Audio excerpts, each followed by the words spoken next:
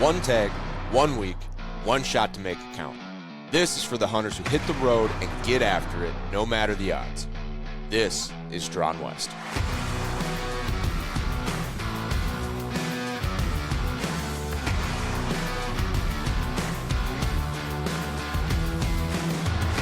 Welcome back to another episode of the Drawn West podcast brought to you by Go Hunt. Tonight we've got a really exciting episode planned for you because I have Steven Giles from DRT Hunting on the call. We're going to be talking some pretty cool products. So glad to have you here, Steven. I originally saw your page and the products that we're going to talk about today because I had an episode with Dylan Dietz, and he, in one of his videos, I think I saw a snippet, and I was like, wait a second, what's that? And so I was super curious. Instantly, I saw the whole problem solution. It just was like clicked. I'm like, of course, that makes a ton of sense. And so I was like, well, let's see if they're game to come on the podcast. So here you are. Obviously. Yeah, I'm glad you reached out. Yeah, Dylan. I haven't met Dylan personally, but yeah, I saw that little clip. He's a funny guy, and he's hilarious. We did a pod. I mean, we said probably one of the funnier people to consistently wear blaze orange. There's not a lot of comedians in the space. He's one of them. I would kind of say Ben Denimani's another comedian in the hunting space, but yeah, we're a little short on the humor side, and I think that's kind of where Dylan's really good at, is remembering or reminding all of us that it's okay to laugh. Yep. Yeah. So. For sure. Yeah, and it's just funny because we can all relate. We all have kind of those the same type of stories and things, and so it's just real relatable and just funny, and yeah. I like the way he makes jokes out of things that I've experienced. Like we both work with Maven, and one of his clips was like, why not have the world's clearest glass, so that way when you think you see a shed and then you pull up the glass and then you really think it's a shed and you walk all the way over there to find out it's a stick, then you can really hate yourself. Yeah. Yep. Been there, done that. Yeah. Well, that's 100 times a year. I mean, I don't go shed hunting without binos anymore just because of how many times I think I saw an antler. Turns out it was a stick. Yeah. Yeah. So, cool. But yeah, let's talk. So the Recon Lounger, I'm sure people are kind of curious, like, well, what is this product that Brian was so curious about that he had to get you on a podcast? But give us the overview of, I want to hear you explain it because you're going to do such a better job than I would, and how you came up with the idea. And then we'll probably kick off a million questions because I'm an engineer. I love entrepreneurship. We had a whole other podcast series on strictly outdoor entrepreneurship. So I'd love to hear about like the story of like getting things all set up and getting to production and all that stuff. But first, give people a overview of what it is. Yeah, so I'm an engineer too, so I didn't know that, and I've always kind of had this drive to be kind of entrepreneurial and be like, hey, I just want to try it, just try something. Mm-hmm. I don't know if I could, like, if I looked back like after years and years and I didn't try something, I didn't want to be kicking myself because I never tried. Yeah. So I came up with this idea. I mean, I'm not that old, but I feel like I have back problems. And so I'd be out glassing, out hunting and stuff, and then my back would just kind of start getting tight. Yeah. And things, start trying to look for rocks to lean on, trees to lean on. And a lot of times those things aren't in the best glassing spot. I mean, usually you're on like a knob or on the top of something where there's not a lot of growth or things. So I started looking around, and I came up, I started packing in like a stadium chair type thing. Oh, yeah. To kind of try to help my back.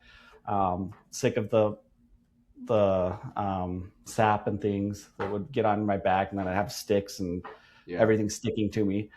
So I started bringing that along, and then my engineering brain started kind of tinkering and working. And my brother at first, so my brother's one of our business partners, and we have one other. So there's three of us that run DRT. He kind of made fun of me. He's my younger brother, so he's maybe younger. But I started kind of tinkering and having this idea. It's like, well, I want to get the most use out of this product. If I'm going to be packing it in, what else could I do with this? Yeah. I started kind of prototyping, messing around with it. So it's, I have one right here. So I don't have a rifle. Well, I could grab a rifle, but starts out as a rifle. I guess we talked about a chair. So it's a heavy duty 1000 denier polyester outside, has a PU coating, which is a water resistant coating, so water won't pass through. Has a real nice ripstop nylon on the inside that also has the coating. But it opens up. You have your chair, have your adjustments. So you can, depending on if you're on the side hill or whatever, you can get that right angle. So it's just a nice, comfortable seated position. So yeah, and then like I said, I kind of started tinkering around, and that's where it came to be a rifle cover. Yeah. So you stick your rifle in here. We call this the scope shield that you just kind of wrap around. Protects the scope, protects things when you're carrying a rifle. Still have access to your bipod, tripod, bipod, gunsling. And there's just a bunch of different uses. I don't want to go all salesman-y on you, but yeah, just something that I thought. I'm a manufacturing engineer is my trade, have all these connections with different factories all over, really talented designers. Kind of started putting two and two together. Yeah, my passion and hobby, and so that's kind of where the Recon Lounger came about. So, yeah, and that's exactly the use case that I really loved about it right from the minute I saw it. Is I've spent a lot of time glassing, and I feel like glassing is I think it's overlooked a lot of times by non-residents. So we kind of talked in the green room. I'm from Minnesota. You're from Utah, right? Well, if you're in Utah and you draw, a great tag, maybe it's a Boulder elk tag, maybe it's a, I'm not as Antelope Island mule deer tag, for example, right? The number one of the number one units. You're going to look at every single buck or bull in your unit. You're going to be picking apart every inch of their antlers, right? Because this is a once in a lifetime tag, even for a resident, right? But it's so much more commonplace for Western residents that you kind of think of these things, right? Like, I'm going to be behind glass for 8 hours a day for the next 6 days. So I'm going to make sure I'm comfortable, right? You guys really started the, get your bipod or your binoculars, sorry, not bipod, on a tripod, right? Like, don't be free-handed it. You're not going to last very long. You guys are really the push behind, 15, 20 power, dual, basically two spotters as a bino, like big glass, right? But like spotter, you have one eye, so one eye's getting strained, one eye's not. I mean, you guys are so much more accustomed to glassing and the skill, whereas us non-residents, we show up and we know we got to bring a spotting scope. We know we have to bring binoculars, but I think a lot of us underestimate how valuable it is to just stay put and really pick apart a canyon, a valley, a mountainside. I think a lot of us kind of be like, oh, it's the West. You're supposed to walk around and just find these animals. And sometimes, but a lot of times that's not the case. And I think we just get bored and we don't have that skill and our eyes get strained and we get uncomfortable. We're not used to it, right? We're not in that mode where we're building up those muscles in our lower back, right? We'd sit all day in a tree stand. We'll beat you there. But, we don't glass all day. And so when I was out on every hunt I've always been on, I've always prioritized being comfortable. And it's not just to be like brag that I'm soft and can't handle it, but it's like you're going to stay in the game so much longer if you're comfortable, right? If you, I'm amazed because I'm aware of it. But if I don't have my binoculars on a tripod, I last like 45 seconds before I put them down. And I'm like, oh no, I can't, I got to keep them up. Versus if I have a tripod in the right spot, what I like is it's all set up and I can just move it with my nose. And I just keep going across the landscape all the way left to right or right to left, depending on which eye I'm using. And then I move it down and I just do the same thing and I can just nudge it and I don't have to move. And it's not about trying to make it as cushy as possible, but just like, how can you stay engaged as long as possible? Because you never know when that buck's going to turn his head and you're going to see his antler stick out behind a pinyon juniper or a shade between two trees. You never know. You got to just stay in the game. Yeah, just looking for that tail flick. And that's, a big part of it is glassing. And I grew up in Utah, small town, had lots of friends and friends that hunted. But I didn't grow up hunting. So I got in kind of late in the game. So I don't know if that's maybe something where as an engineer mind, I started going out in my older years. Like I killed my first cow elk Um, my sister married a hunter, and he took me out. So I was Okay. a Yeah. senior in high school. I killed my first cow elk, and then I've kind of just been slow to the game. I didn't have like a dad kind of showing me. I had a Right. great dad, but he just wasn't a hunter. Yeah. So just kind of having that engineering mind and kind of being out there and realizing how important glassing is, like you had just stated, and then saying, hey, my back's hurting. How can I make this more efficient or better? And that's kind of where I don't know if just hunters have always just kind of suffered through that, or that's just kind of, Well, or I just have a maybe. weak back and Yeah. I I wonder if that's part of it. Like, if you, for example, had a dad that hunted and he learned from his grandpa, and maybe you even hunted with your grandpa, and obviously, like when all of our grandpas started hunting, there was no technology, there was no stuff like this. You kind of just toughed it out, and you probably didn't care about antler size and a bunch of things. But then your dad learns the same way, and then he teaches you the same way he learned, and you grow up kind of getting subliminally brainwashed into like you just sit on the ground and you just put up with it.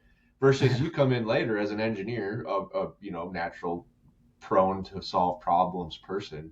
Like, well, this is weird. Why don't you guys like fix that? Like, you just all sitting on the ground. What is this?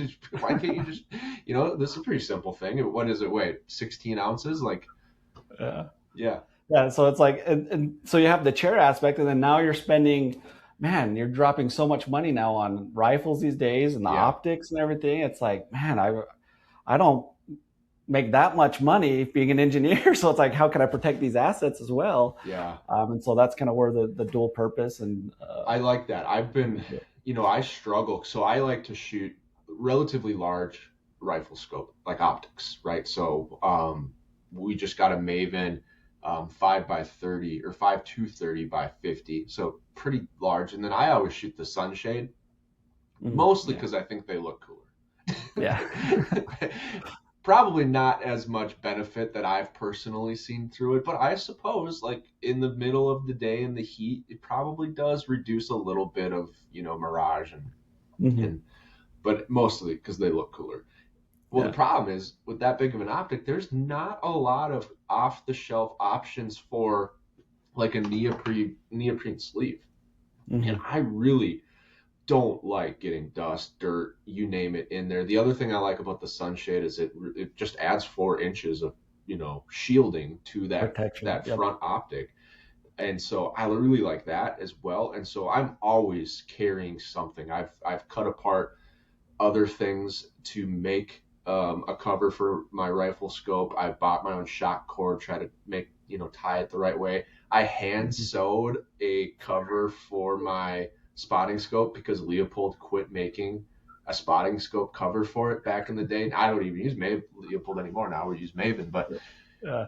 I've always been like, you're exactly right. Like these things are expensive, and I don't want to buy a new one, and I don't know what the process is to like fix the like if you scratch a lens. I don't think that's very easy to fix. Yeah. Not cheap anyway. And so yeah, I've always wanted to protect them a lot. So I really like that aspect of it too. And there's the modular carry systems that people come out with now. Like if I know you said that you can still use your sling. I'm very anti-sling, personally. Mm. I think there are so many better ways for a mountain hunt to carry your rifle than just a standard sling. You know what I mean? Like they fall off, they don't work well when you have a pack on. There's so many cooler ways, and now you have all these modular systems to make it like underarm carry, a scabbard carry, different types of things like that, which I assume still work great with this as well. Yep, yep, super. Yeah, that kind of integrated system type thing, and Yeah. the on your pack and things. Yeah, it works. Yeah, great with that. Um, but yeah, that's. I just kind of smiled because I don't know. Me and you are kind of in the same vein with like always like problem solving, tinkering, like sewing and stuff, Yeah. trying to figure stuff out. But I will admit it was not the prettiest spotting scope covered because I really wanted it to be like fitted and tapered and like have cutouts in the right spot. I didn't know anything about sewing. I did have the class voted best pillow in home ec in middle there school. we go. But other than that, yeah, I just did what I could to get something together because I just wanted to like I remember I spent like a couple hundred. I wasn't even that much. A couple $100 on a spotting scope. It was literally bottom of the barrel. like the first one on the shelf that, cheapest one. But I had an elk hunt coming up and I wanted to be able to spot. So, I was like, I'm going to protect this thing. And they don't sell a cover, so I'm going to make my own cover. And I remember I had weaved like this shock cord netting to like X over the front objective to keep that little flimsy scope cap that they come with from falling off. Yeah. So I had like a shock cord thing that I'd pull over and then I'd latch onto the like mounting base, the Arca plate at the bottom to keep that on. But yeah, I agree with you completely. Like these pieces of glass nowadays, that was back then. Nowadays, it's insane what people can invest in glass, and rightfully so. Like I think it is. If you have the money, like invest in good quality glass. It's going to be a lifetime purchase, but you got to protect it, and that's the kicker. Yeah. So I love seeing stuff like this where it's also multi-use. Having the right tool for the job can make all the difference in the world, and that applies for our Western hunts too. Especially if you're coming from the Midwest like myself, because if you don't have it, there's no going home to get it. That's why many of us Western hunters are also gear junkies. And the same is true for the folks over at Go Hunt. They have built the Go Hunt gear shop to be jam-packed full of the best, highest quality gear needed for your Western hunts. They try out everything that gets into the shop, and if they don't like it or if they don't use it, it doesn't make the cut. So if you need something for your next trip, Go Hunt has something for you in their gear shop. They've got everything from optics, camping gear, accessories, apparel, footwear. They've got packs. They've got some of the best brands in the industry. So if you're in the market for some new gear, consider checking out the Go Hunt Gear Shop. They're an avid supporter of the outdoors. They're supporters of this podcast. And most importantly, they're supporters of you. They want to help you be more successful in the West. So there's no better place to shop for your gear, information, or knowledge than Go Hunt. And if you use the code DRAWNWEST when you check out, you're going to get 10% off most of the regular priced items in the Go Hunt Gear Shop. So head over to GoHunt.com, get the gear you need, use the code DRAWNWEST, and get the right tool for the job this fall. You're not carrying all that weight for one job. Yep. And I mean, I'm an engineer. We're all about functionality, like you're talking about. We don't know how to make things look pretty, but we have a talented designer that actually does work for Pelican, like the hard case company. Okay. And so we have, he's a friend of mine. And so we have really good, talented designers to help us kind of make products like this. Where I'm all about, okay, well, what's the functionality of it? And then he just takes that functionality and just makes it into something really good looking. And the customer would actually want to buy. So the one thing that I thought was interesting is you could be like, okay, it's neat. Where I thought it makes a ton of sense is pretty much everyone is already bringing with them some type of seat. On Abby and I's last hunt, we did a mule deer hunt in Colorado. We brought the 1-inch thick foam.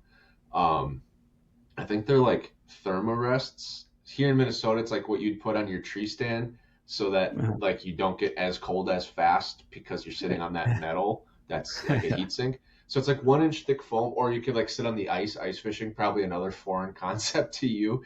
But yeah, it's like 1-inch thick, super soft, almost like memory foam, but a little bit tougher than that, a little bit denser than memory foam, but very soft and squishy, right? Well, you already got that strapped to the outside of your pack. Abby and I both have some type of integrated rifle scabbard. I think she runs the Go Hunt one. I didn't have one as early, so I went with the Kafaru system. But that's, so two things that we're already carrying. This is just an idea that what I loved about this, you just eliminate one of them, right? Because like weight and size are always two things that it's just another thing you have to put up with. You got to strap on the seat to your pack, make sure it doesn't fall off, make sure it's strapped down in a way where if it gets caught on a branch, it's not going to get pulled out of your pack. And then you got to go get your rifle and put it onto the integrated system. What I loved about this right out of the gate is that it's like all in one. It's one thing and you never need both at the same time. Yep. If you're sitting down, you don't need to protect your optic because you probably have like your bipod set up. It's in a nice safe place, or your tripod, whatever. And if you're moving, you're not mobile. You're glassing, so you just have it sitting next to you. Yeah. You're not. And if you're moving, you don't need the chair. Yeah. So that's, and and like you mentioned, the two products that it kind of eliminates, it also, so we have carbon fiber rods here that kind of give the chair the support and the structure. Yeah. And so that also runs in parallel with your rifle, like your rifle where the scope is and everything. And so if you were to fall and land on this, that impact force is just kind of dispersed throughout this carbon fiber rod will absorb that rather than your $2,000 optic or your rifle or whatever.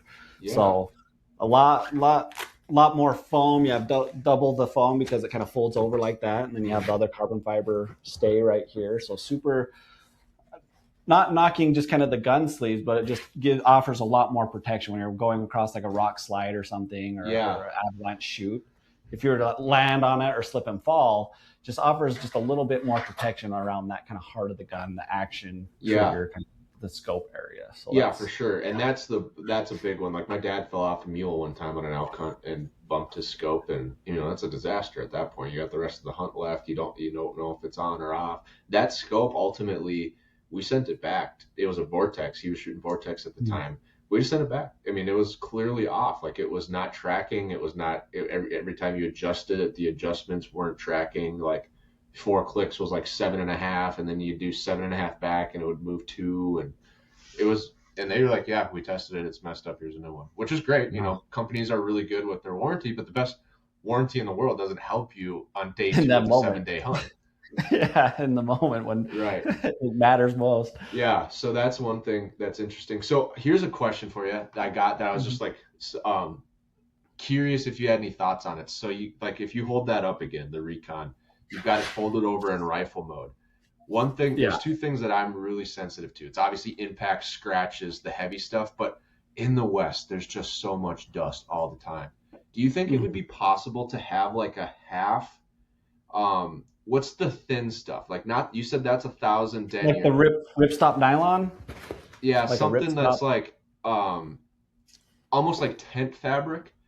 Yeah, like a seal. There's like a seal or like a Cuban fiber. Yeah. Or, what if you had a tent fabric that went around? So like when you hold that up, it goes around the outside, and so when you're seated, it doesn't. It's just kind of like almost like a seat back pocket.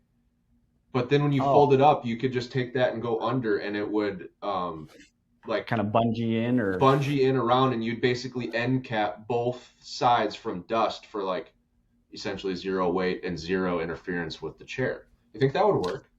Yeah, I'd have to. Yeah, I'll pass it off, talk with the designer and stuff, kind of see he knows manufacturability and all of that stuff. But we are kind of constantly iterating this. We're coming out with other kind of options and things like that. So yeah, we're definitely open to.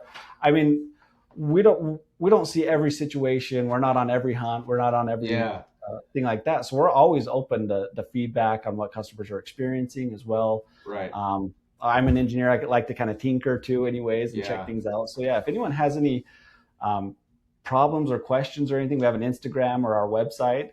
We'd love to hear kind of things like that, because anything we can do to improve. I mean, we're always looking to be better and improve and see what we can do. That'd be kind of cool. I feel like if you had the right dimensions, right? Like if it's like 50% up and back, so it's got like the same tension when it's in the stored mode versus when you just loop it over. It kind of has that perfect tension to kind of hold. I know it won't be perfect. Almost nothing is when it comes to dust, except like a pelican. But you can't have a pelican.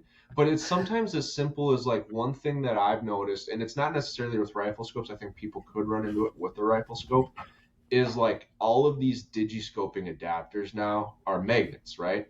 Well, if you accidentally put something too close to the ground, you're going to attract ferrous metals out of. It's like crazy how much iron is actually everywhere. Yeah, little dust iron. And so it's like, and then that stuff's super hard to get off. So at least if you had that cover, then it still might attract through the cover and hold. But then when you pull it off, obviously you'll lose that magnetic field, and it's not like on, like, you know what I mean? Just it's like one extra layer. Yeah, if you're gonna road hunt out of a 4-wheeler for 7 days, you're going to have dust everywhere. There's no great way around that except like a legit scope cap. I don't love scope caps because the usability of them doesn't, I don't know what your thoughts are. To me, like the user experience of scope caps just usually falls short. I'm left disappointed. Yeah, I've never been a scope cap guy. I know my brother runs them, but I haven't really tested them, and I don't see a huge need for them, but yeah. In theory, they're great. Like, oh, no dust, no moisture on my lenses. But in practice, they're just a pain in the butt. They either fall off or they don't work right. And in the heat of the moment, now you're fiddling with your scope cap. You know what I mean? Like, it might not come up all the way or anything. Yeah, for sure. That's interesting. So you said dirt hunting, been around. You're going into your second full year or second year, right? Yeah. So we got our first. I mean, this is actually a prototype. That's why it's kind of looks. It's kind of a little hammered, but I've had this for a few years. This was one of our last prototypes that we went through. But we got our first shipment and order in not this February, but the February previously. So we're a year old plus a few months. Okay. So just over a year old. We've had lots of good feedback. We've reached out to different people, given it to them, wanted them to give us feedback. Just trying to make it as durable and as user-friendly as we can. We like input, like you had said. But yeah, we've had honestly really good feedback. We've done pretty good. We've been at different expos, gone to expos, showed it to a bunch of people because you said, like there's a couple products out there that are kind of similar, but not multi-use and all of that. So it's really cool to just kind of sit down, especially from an engineer where I always like to problem solve. Like at these expos that we go to, we went to like the Salt Lake Expo here. Yeah. Went to the Denver Mile High Hunt and Fish Expo. And just seeing them, we have a little like test stand and everything for them to sit down in it. And it's just like, oh, this thing's like low key, actually pretty comfortable. Like, oh yeah, I can sit here. We have a little like tripod that you can set up around you and stuff, or you can like use your binos. We have a little test stand thing there, and they just were like, oh, I didn't know what I was missing almost type of thing. And so it's just really kind of fulfilling to kind of see that and see how experience. Curious, obviously you've used it extensively. Is there, so like I would imagine there's some angles like in some places, like I typically like will excavate a little seat. Like if I know I'm going to be here for a while, I find a rock or a stick and I dig out and I make a saddle that's flat. And what's great I found is if you can find the right root of a tree to do like a stirrup for your feet to keep you from sliding down the mountain, and then you build out, and you kind of get this really nice spot, right? Yep. But a lot of hillsides aren't the right angle for that.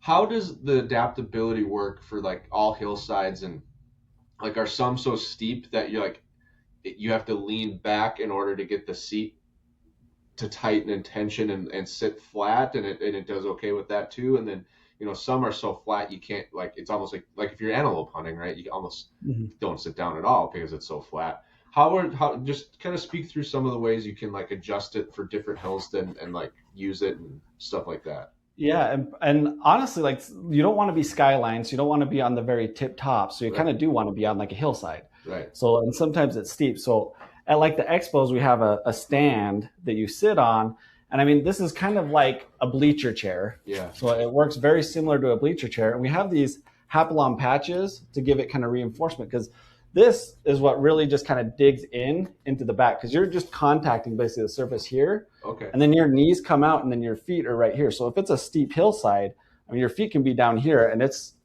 something like this, and you're just sitting in like a normal chair.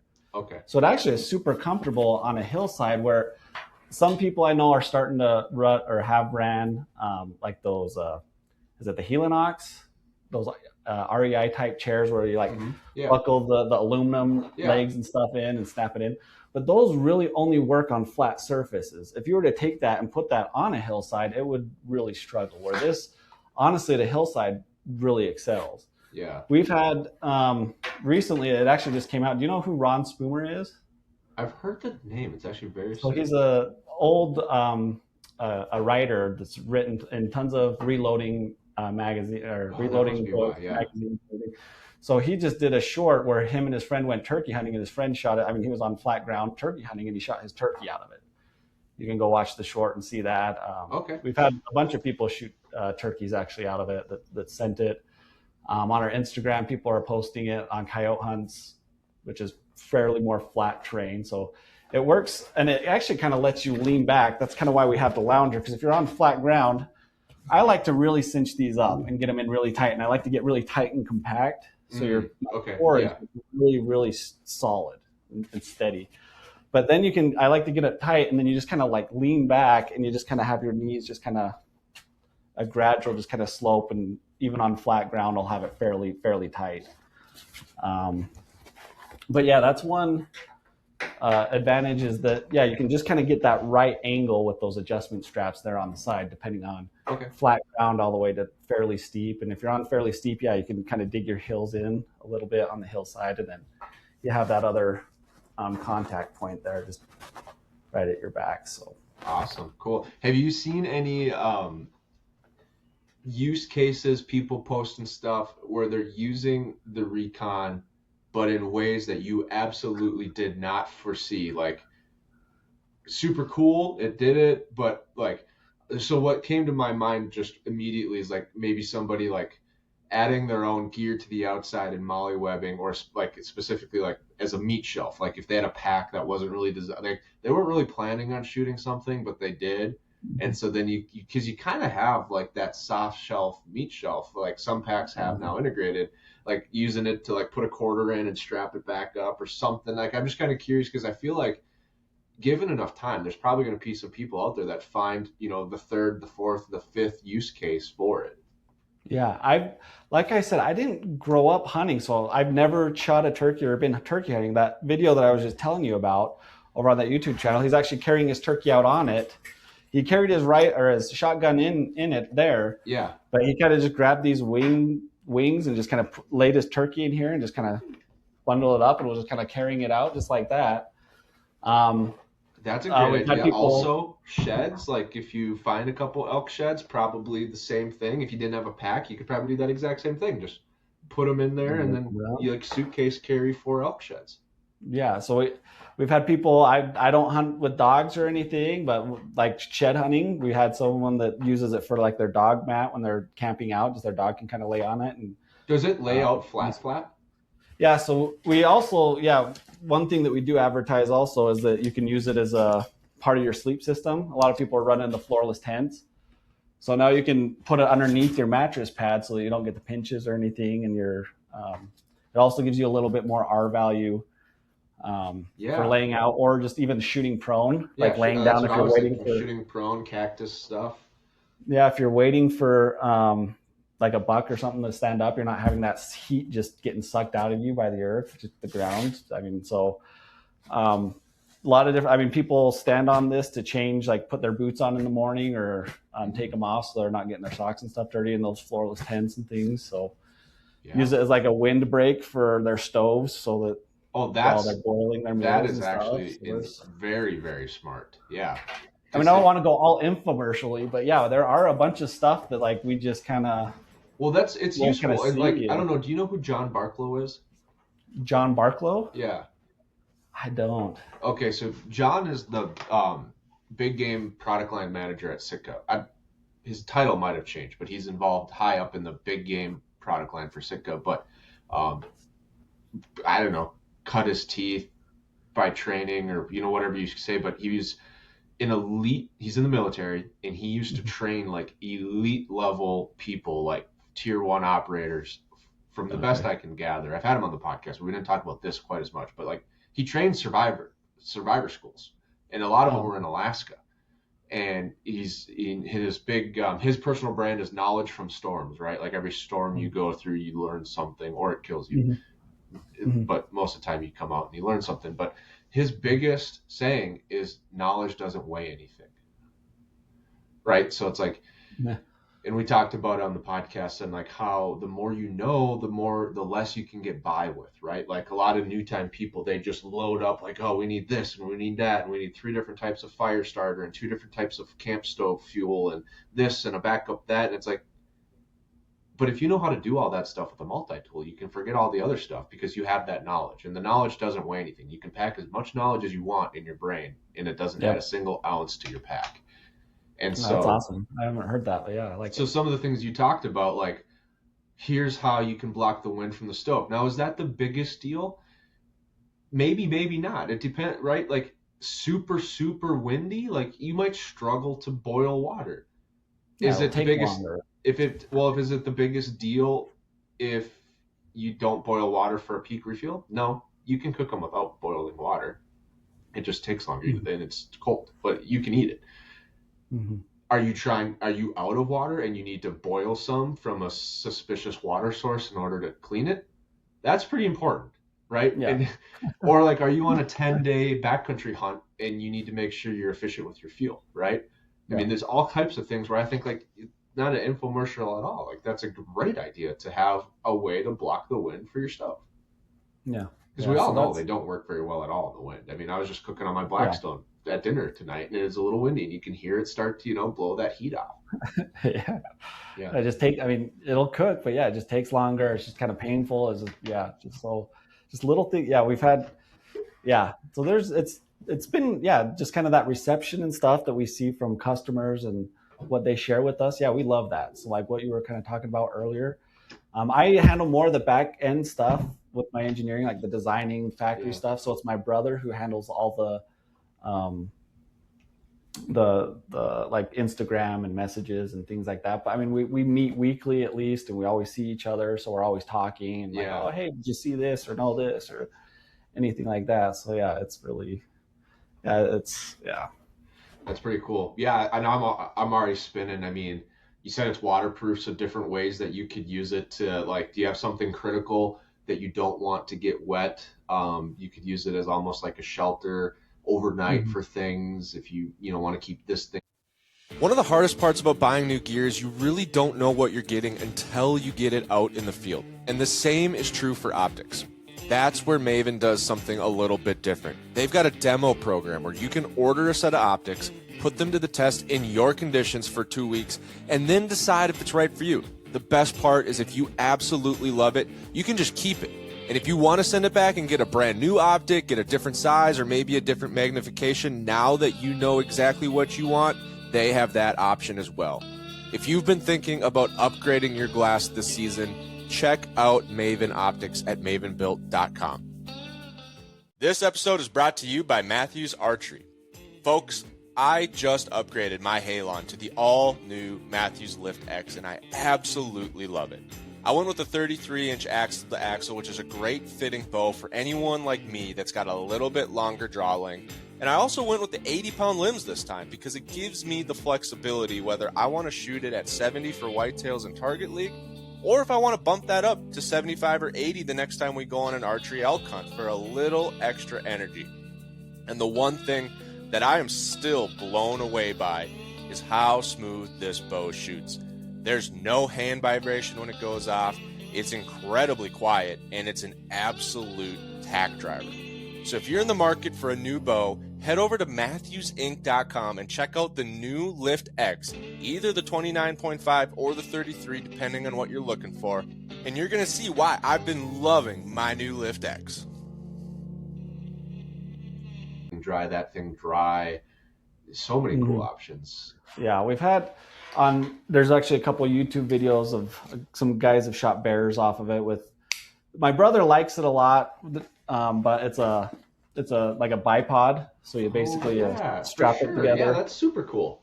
And then you can you can get it super low if you want. You just loosen this to get it really kind of low down to the ground. Then you just let it kind of cradle. Here, let me get this. Yeah, just like kind of cradles your rifle and shoots it. And you can shoot it. So it just kind of, I don't know if you can. Well, here's what I love about that. So I used to love bipods. I used to think that you couldn't hunt the West without a bipod.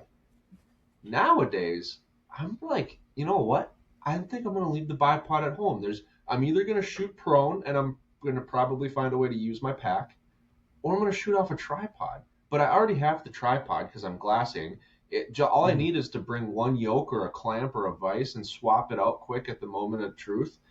But tripods are so much better than a bipod, especially if you're not prone. But like you said, if you're prone, there's so many other options. And that is a perfect one because it's so much easier to adjust than a pack. Like if your pack's not the right height, now you're jamming stuff in or pulling stuff out. If a Recon's not the right height, you just tighten up the strap a little bit. Yep. Yeah. And kind of talking about that kind of brought up a story that I have. So my wife hunts with me as well. Sometimes she's actually she's killed bigger bucks than I have. Okay, she's killed a lot bigger bucks than I have. I don't know if it's That's just awesome. she. I just feel like I glass for her. I want her to have fun and be successful. So I glass till my eyes bleed. So she's killed bigger bucks than me, but kind of how you talked about, like if this Recon Lounger was around then, there was this instance where we saw these bucks. There was like 4 or 5 of them over on a hillside, like 400 yards, 450 yards away.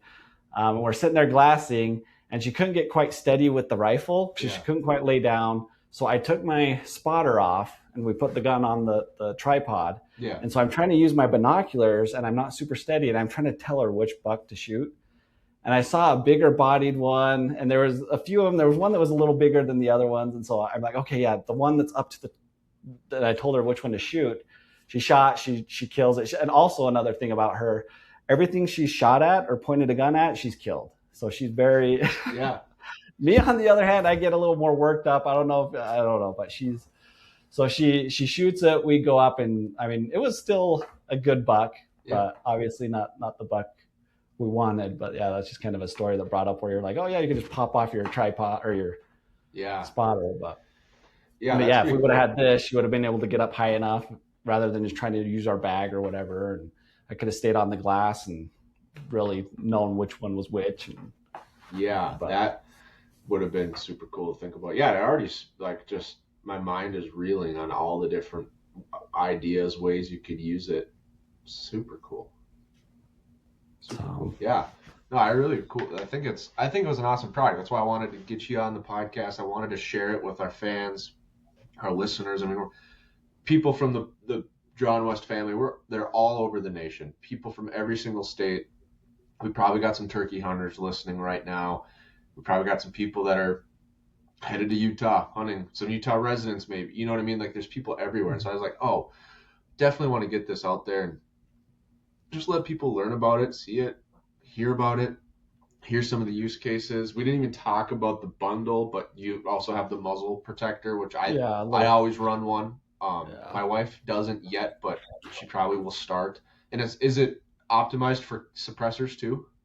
Yeah, so it'll fit up to a 2 1/4 inch can. Yeah. I mean, I don't know many that are bigger than that, but I mean, it seems like every year there's new manufacturers these days. But back in the day, it fits up to a 2 1/4 inch, which is a large can. Yeah. You might have some issues if you're running the what do they call them? The covers for like the Mirage, the can covers that they have sometimes. Oh, yeah. Because that adds a little more diameter, and it just kind of, because this has like a real soft kind of felt lining, so it just really interfere with that other fabric if you're trying to slip it over that fabric. So it might. Yeah. I don't know how many hunters run Mirage covers though. Yeah. Especially if you're out hunting and you should be only shooting a couple times. Yeah. It's not like you're I guess getting a lot of heat. How many shots do you plan on taking at one time? Yeah. I mean, there are some coyote hunters that'll post that. That is probably one where, yes, coyote for sure, prairie dog guys for sure.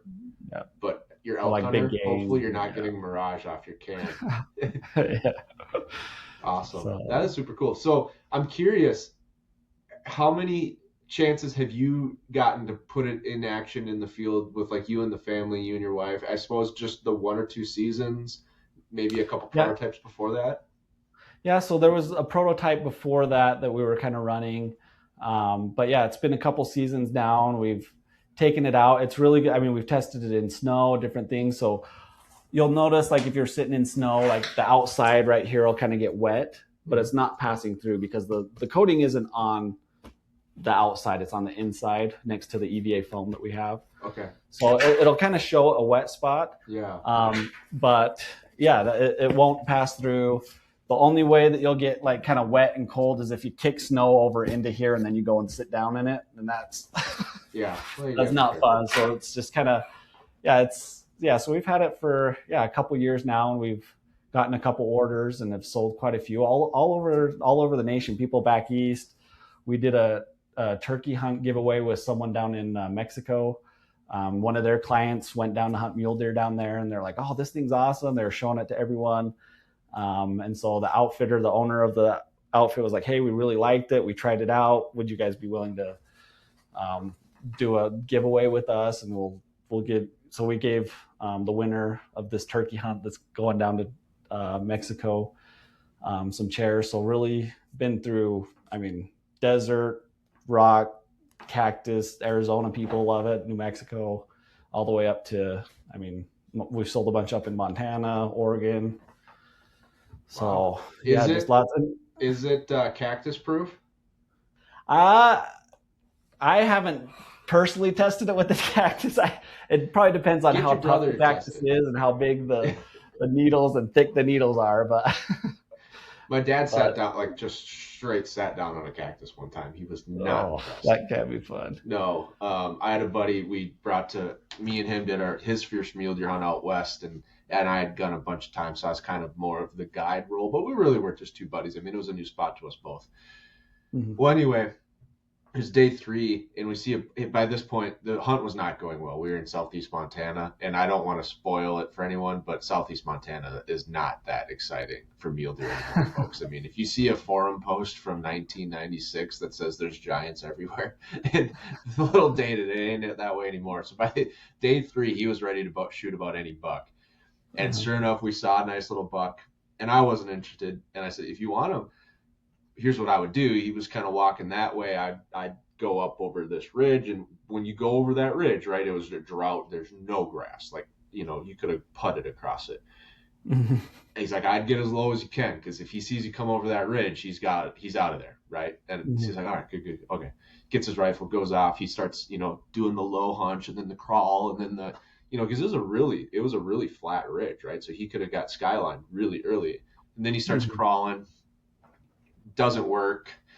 Eventually, he starts walking back, and I'm like, "What happened?" He goes, "He just wasn't there." And I'm like, "Oh, well, that's a bummer." And he goes, "Yeah." And then he starts brushing his hands and his feet and everything, and I'm like, "What's up?" And he was like, "Oh, it was just straight cactus." And I'm like, "You crawled through straight cactus?" He's like, "Yeah, you told me to crawl. You didn't tell me there'd be cactus." I'm like, I thought that was just kind of a standard operating rule that look for cactus when you're out west. But so from there on out, I've always told people hey, I'd crawl. And by the way, make sure you're looking for cactus while you're crawling, because he threw away his gloves. They were so bad with cactus. He had to switch pants. Luckily, he had some spare pants in the truck, but it was bad. He just crawled straight through 50 yards of cactus. Yeah, got to watch out for that.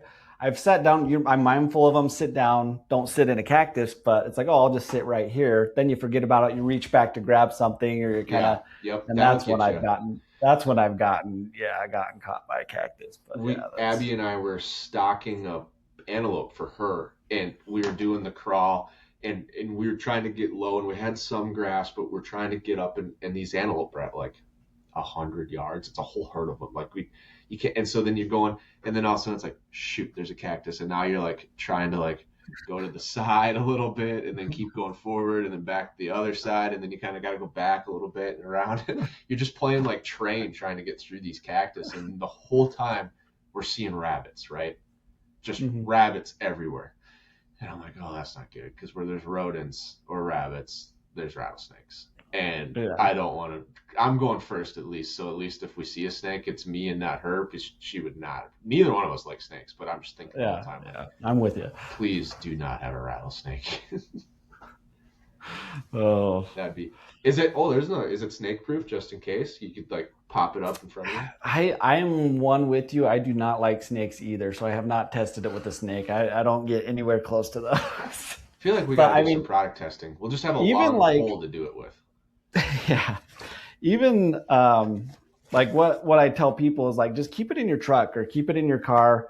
It'll save you when you're at the park or whatever. You can roll it up to just a real small diameter. So you can get it down to, you can just roll it up to a 4-inch diameter, buckle it up.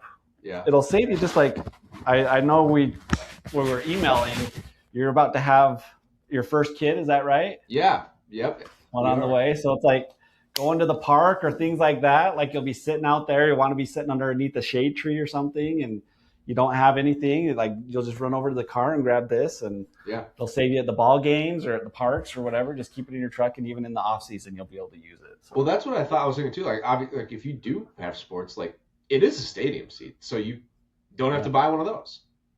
Mm-hmm. You know, Yeah. just So just get use this. it in It the off works in the season. summer and in the fall. Yeah. So yeah, people like it for that. And we've had a wife actually like the show. She was like talking. She's like, "How much do you spend for your pants? Like, I'm sick of you buying new pants because you keep ripping them. Like, buy this and then quit buying all of these new pants because you're sitting down and ripping them and stuff. Like, this is cheaper than some of the hunting pants that you buy." And like, oh yeah. So they bought one. Oh, that's true. That's Yeah, like... it is for sure. Definitely. I mean, it is cheaper than pretty much any hunting pant nowadays. Like any of the big brands, Sitka, First Light, Kuiu. I mean, they're all $200, $300. Yeah. Yeah, no, that makes sense. No. That's cool. Any you don't have to like obviously spill any secrets, but is there other problems kind of in the space that dirt you've got plans for in the future, different product lines? Are you still just like focused on this one and just making sure this one's as good as it can be? Where are you kind of at with that? I mean, you kind of touched on one that you had mentioned, like, uh, yeah, hopefully my other business partners don't get mad, but where you mentioned like the molly webbing type stuff. Okay. Yeah. So maybe adding some of that to this chair for maybe specifically like the turkey hunters or coyote hunters or things like that, Yeah. that potentially they could attach their calls or whatever just to it, some molly webbing on the outside. So it's like your rifle and everything all together. And then you just unclip everything, set up and do your stands or whatever. So Yeah, that could be cool. If I say it, it doesn't count, right? As you spilling the secrets. I feel like you could do that and then come up with like a bugle tube clip. I suppose that's a little bit two different seasons for the most part because rifle usually isn't bugle season, but just like call pouches for sure could be cool. Mm-hmm. I was thinking of a dope card, but you can't really. A what? Like a dope card, like your dope. Okay, yeah. Yeah, no, just a little plastic baggie full of dope. Yeah, just hides it really well. But I was thinking like, well, then it'd be on like as you're shooting, it's on your back, so then that might not work. Yeah, but yeah, that's so there's and there's a couple other things kind of related, kind of in the same vein, just multi-use things that are just that we're trying to kind of mesh a couple things together, and just so ultimately it's if you can take something kind of what you talked about with the Sitka guy, the special forces operator, that having that knowledge and being able to utilize your one piece of gear or these pieces of gear to do multiple purposes. That's kind of our aim. So yeah, obviously there's a couple different things that we'll do with this chair and kind of different versions and different things like that. But yeah. Kind of other little products too in the works of that we're looking at. Obviously for those. Having like kind of my engineer brain, it's like I can see it in my head, but kind of translating that out like with drawings and then prototyping and all of that stuff. And we all have, us three business partners, we all have 9-to-5 jobs right now too. So hopefully, I mean, in the end, hopefully the goal is that we won't, but right now it's kind of as we can kind of work on this. But yeah, hopefully we'll have in the next year have another product or two, just kind of start growing our brand and categories and stuff. So that's super cool. I love that. And I love like the whole multi-use, one product does a bunch of things. I love it. I love, it's almost, to me, it's like a split between like tactical and like it needs to perform, right? It needs to do its job, but it's also like it has a healthy amount of modularity too with it. Like you can kind of use it how you need to use it. Bunch of different options. I love that. And then just like cutting weight, being more efficient, getting simpler. Like, you don't need all of these different things. You don't need a tent footprint and an air mattress and a this and a that. You know what I mean? Like you can start to like get rid of some stuff because you have things that are more user friendly, more usable, stuff like that. I'm all for it. So I loved it. I can't wait till the next one comes out, the next whatever it is, instead of the Recon Lounger, I don't know, can't even think of a good analogy, but there's so many opportunities, I think, and I'm excited to see where you guys go with the brand and some of those future use cases. Yeah, for sure. Yeah, that's when we appreciate you like reaching out, just kind of, we haven't officially met till just a little bit ago, and kind of emailing back and forth and stuff. So yeah, we love to kind of just keep it going and rolling and get our name and brand out there. And so we appreciate speaking of the brand, Tell me a little bit, what's the backstory? So it's obviously DRT, pronounced Yeah, dirt, makes dirt. sense because you're close to the ground, very grounded, as we could say. Yeah, But then the logo, a very sturdy looking bison, I would say. yeah, yeah. And that's so yeah, kind of the dirt with the kind of cracked dirt look Yeah, and sturdy. I mean, I'm an engineer. This is way over engineered. I mean, a 1,000 denier polyester for the outside, like it's, I mean, and you get a reputation. You only have like one shot at like your first impressions. So this is like our first product. We yeah, wanted to make it bomb proof. So we kind of went, yeah, a little overboard with it, but we wanted to make sure that it's a good quality product that we stand behind and something that we use. But kind of where the dirt came from is back, I mean, back before I had kids. So I like to, I obviously did a lot more hunting and tinkering around and stuff, but I was really big into reloading. And being an engineer, I just like to be precise and like try like tweaking this or tweak, what's the results of doing this or that. So when I would read on all these forums, kind of nerd out, and the forums would always say, "Oh, I use the 120 grain TTSX Barnes," yeah. and it's like, "Oh, and everything I shot's DRT." It's like, "Oh, I use the nozzle partition, and everything I shot there is DRT," and everything. I was like, "What the heck is DRT?" So it took me, when I was new to the forums, I'm like, "What is DRT? What is DRT?" It kept popping up, and it stands for dead right there. Oh, yeah, So yeah, it's yeah. like, it's like, "Oh yeah, everything I've ever shot with the Hornady LRX or the Hornady A-tip or whatever, they're like, was DRT." And so that's kind of where it came from. Oh, that's Was super like, cool. that's kind of the long backstory. But then with our logo and everything and just being really kind of rugged and tough, and that bison logo, it's kind of just dirt is kind of the. So yeah, we go by either one, dirt or DRT. That's kind of the cool. backstory of how we kind of came to. That is how I wish more people named their brands, their businesses, their podcasts. Instead of like, you could have been like Recon Outdoors or Lounger Outdoors, or you know what I mean? You name it, outdoors, and it's like, yeah, it works, but it's kind of boring, right? You know what I mean? There's no double entendre. There's no deeper meaning. There's no, you know what I mean? And like both things, super cool. Yes, it's like you're on the dirt, right? This is where this takes place. Like you're glassing, you're sitting down, but then like the double entendre with dead right there. Like I mean, it's what we all hope for, right? It's the dream. It's the you see it and you pull the trigger and it fall. You watch it tip over. Like I love that stuff. I love all of these brands that have deeper meanings. I don't know what Sitka's is. I love Sitka. I don't know what their deeper meaning, other than Sitka, Alaska, maybe adventure. Yeah, But like go hunt, right? Like it's go hunting, like go out there, do it, right? Tethered. I don't know if you're a tree stand, probably not. Utah's probably not known for a tree stand. Not too much. Saddles, but one of the big saddle companies is Tethered, right? Well, great double entendre. If you're going to be hanging out of a tree, you really want to make sure that tether's there. So stuff like that. I think there's so many cool brands in that space, and I love the name. I love the meaning behind the name, I should say. The name's awesome too. I love that, but just the fact that there is a deeper meaning makes it so much cooler.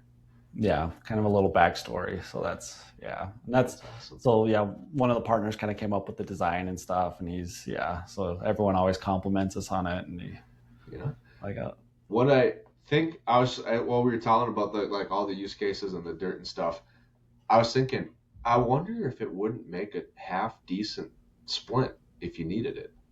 Oh yeah, with the carbon fiber stays and the way you can cinch it down like a bum. If you twist your knee, probably not on an ankle, but I mean, if you did break your leg, you needed to stabilize it. I feel like it would be better than nothing.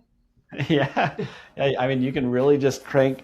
I mean, these are Duraflex buckles, which is like a name brand buckle. So it's, I mean, you just cinch these and they're staying. So it's, so you can just stick your leg or arm or something in there and just really crank it down and lock it down. Little compression. Hopefully no one has to use it for that case, but. No, I hope not either, but might work. It's just the knowledge like we talked about. Yeah, it might work. Probably not work as a tourniquet, but it's kind of what I was thinking like. That's pretty cool. That's awesome. Well, I'm glad you came on the podcast, talked about it. It's really cool. Now I'm kind of bummed I'm not going out west this year. obviously for an amazing reason. By the time this comes out, the baby will be here. I can guarantee you that, because we got about 6 podcasts in the bank, and we have, as we're recording this, 9 days. So. Oh, geez. Well, awesome. That's congrats. That's exciting. Right. Yeah. So we're super jacked about it. I just like, as you can imagine, not going on a big elk hunt this fall to get a chance to use one. So next year when we get back into regular programming, definitely going to get one from you guys and put it to use, because I love it. I love the entire concept of it. Cut some weight, cut some extra products, use it all over the place. Yeah, and I'm super happy for you. I kind of remember back when before I had kids, it's like, oh, I'm all about wanting to get out there, try finding the biggest buck, all of this. But it's kind of interesting how like my hunting perspectives kind of changed. And I haven't been hunting forever. I mean, I'm an okay hunter. I had to kind of get used to like the learning of, okay, glassing, this is what I'm looking for. This is like, I'd watch YouTube videos and be like, oh, okay, this is kind of the surrounding. That's what that deer's eating. Okay, maybe I should start looking at that. So I like kind of had to educate myself. But now my kids are kind of getting a little older, and just wanting to involve them and kind of take them out, just wanting to involve them is just really rewarding and just really fun. And I'm just excited for kind of you being able to experience that and take your kids out. And, I'm excited for it. I can't wait. I'll probably want to take them out sooner than maybe my wife would want me to. So we got to figure out what the right time is. But no, I'm super jacked for it. I think it'll be awesome. Yeah, I call that baby gel. You kind of because everything kind of is about the baby and like this baby schedule and things. So once, like, my youngest is 3 years old, so we don't have like really naps anymore. He's potty trained. So it's like, okay, we've graduated out of baby gel. We can kind of go back to like normal schedules, and nothing revolves around being too far from a toilet or I don't know, things like that. But yeah, that's a good point. Yeah, I'll have to definitely get creative with that. That's another good idea. Do you need a Recon Mini? Yeah, a little. I don't know if you would need it or not. I don't know if like a smaller child could use like the same size if they have, because I feel like you need a little bit of a counterweight in order to get this, like you lean back, especially on a hill, and that's what tightens up the front. So I don't know if they're too light. Does it just not work? No, it works. I mean, it goes up to like their head. Like my kids, they'll actually fight for it when they stop somewhere to like grab it, and it's like, it's just like a big lazy boy, and they're like trying to kick themselves back and stuff, and it's like going up to right here, and it kind of just folds into them a little bit, and they're just nice little perfect like little cocoon of a seat. It's perfect. Yeah. Works out great. Well, I'm excited. I'm super jacked about the products. So give people, as we wrap up here, where can people check it out themselves, order it if they're going out west this year? Where can they follow along with the channels, the more content, follow your guys' story? Give them all the places where they can go. Yeah, so we have the main place is our website, which is DRTHunting.com. You can go. We have 2 different colorways. So I have the muzzle cover of the one. So we have like a green color and this brown color right now, are the 2 kind of options that we have right now. But we also have an Instagram. We love to see kind of how you guys are using it in the field. Feel free to reach out to on the Instagram. You can message us. Like I said, my brother manages that, but he's really big on customer service and getting back with everyone. And so, on the website, we have one YouTube video just kind of showing and explaining kind of the different the functions of it. But hoping to kind of get more traction and more content and things out there as we kind of grow and things like that. But that's awesome. So dirt_hunting on Instagram, and then the website just dirthunting.com, right? Yep. Perfect. We'll put links for both of those in the show notes for people to go check it out. It looks like you have a lot of the use cases documented on the website too, so people can get a good visualization. The bipod, the glassing chair, prone shooting pad, camping pad. It looks like they're all pretty much on the website, so that's super sweet. And got a new banner back in stock. You must have got a new shipment. There was.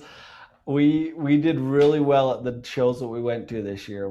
That's good. Hopefully we're getting signed up for a bunch more shows next year. So hopefully we'll be spread out a little bit more if people weren't able to go to the couple shows that we went to this year. So hopefully we're able to get into a few more. And yeah, next spring, hopefully we'll be traveling a lot and going to a lot of those different shows. So yeah, well, it's good to get the first ones. Now you kind of have a baseline, like how many should we bring? How many should we order? The show's this big, you can start to play. The first year, you like, do we bring 10? Yeah. Do we bring 100? Do we bring 1,000? Do we not bring any for sale and just show people and have a QR code? I got to imagine it's a lot of learning on the product side, because it's like, as you probably know better than anyone, like nothing is cheap. Like you like to get the order you need, you're doing an MOQ and like, okay, this is a roll of the dice here. Like, I hope these work. I hope they sell. You know what I mean? Like it's, I do it with apparel. It's like, man, you go to a show like that. It's like, do I actually pull the trigger on 1,000 T-shirts or not? Because that's a big expense. Yeah, it's tying up a lot of cash if it doesn't go right as planned. So yeah, I'm the engineer in me. I have spreadsheets so we can hopefully better forecast and things like that. So hopefully we won't be having any more of that. But yeah, we did run out there for a few weeks. Had to quickly get some made while the rest of the order was being fulfilled or made. So yeah, awesome. I just came back in stock. So it sounds like people should just go get yours now. Yep. Just get on over and go get it. Yeah, head on over, go get one. It'll be here well in advance before hunting. You can practice with it at the range. Yep. All the park days that you go with your kids are just that's true. Use it for that. But yeah, all the glassing you do. Our stroller. Yeah, if you do all the glassing you do during scouting and preseason stuff. So yeah. Awesome. Well, thank you once again, Steven, for coming on, sharing the story, sharing the products, sharing knowledge, a lot of cool ways that you could use it. And even if someone doesn't have one right away, like just, I think some of the things we talked about where it's like, oh yeah, I don't have a lounger, but I have this other thing I can break the wind for my rocket stove, or, oh, you know what? I don't have that, but I have this other thing I can, put under my tent pad so it doesn't pop. Mm-hmm. That'd be a bummer. Yeah. Waking up on the flat ground is never fun. Yeah. So, well, I appreciate you. I appreciate you coming on. And like always, thank you for listening, folks. Until next time, stay tuned.